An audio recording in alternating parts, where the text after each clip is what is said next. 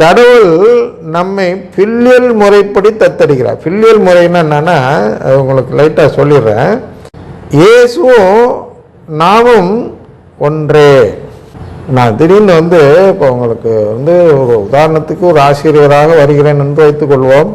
கிளாஸில் நுழைஞ்சோடனே என் முன்னால் அமர்ந்திருக்கும் கிறிஸ்துக்களே என்றால் நான் ஒரு தப்பறையாளன் என்று நீங்கள் சொல்வீர்கள் அல்லவா? ஆனால் அது தப்பறை அல்ல. நான் வேணுமானால் உங்களுக்கு வாசித்து காட்டுகிறேன்.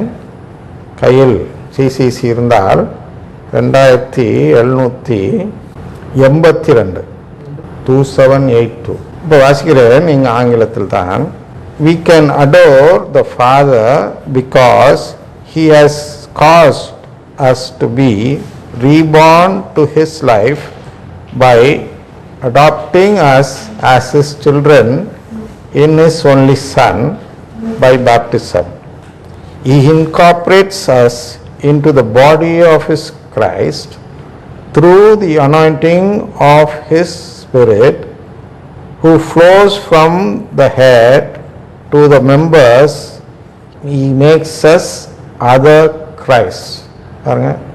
He makes us other Christ.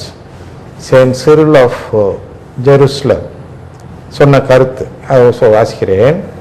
God indeed, who has predestined us to adoption as His sons, has confirmed us to the glorious body of Christ.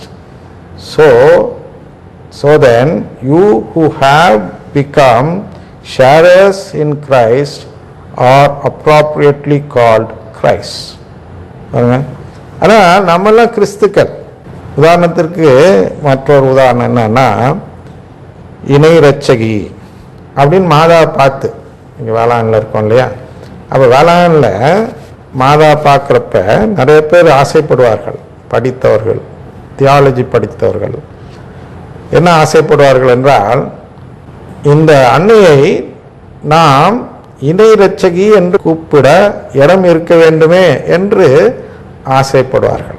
ஆனால் வேறு இடம் அவர்களுக்கு தெரியாததால் அப்படி கூப்பிடக்கூடாது என்று பாடம் எடுப்பார்கள். ஆனால் சிசிசி இங்கே தெளிவாக சொல்லுது, அன்னை மரியாளும் ஒரு ரட்சகி தான், கிரைஸ்ட் என்ற அந்த நிலைப்பாடு அன்னை மரியாளுக்கும் உண்டு. நமக்கு உண்டோ இல்லையோ, 2782 சிசிசி படி நமக்கும் உண்டு என்று சொல்லும் பொழுது, நமக்கே இருக்கும் பொழுது அன்னை மரியாளுக்கு நிச்சயமாக இருக்கும்.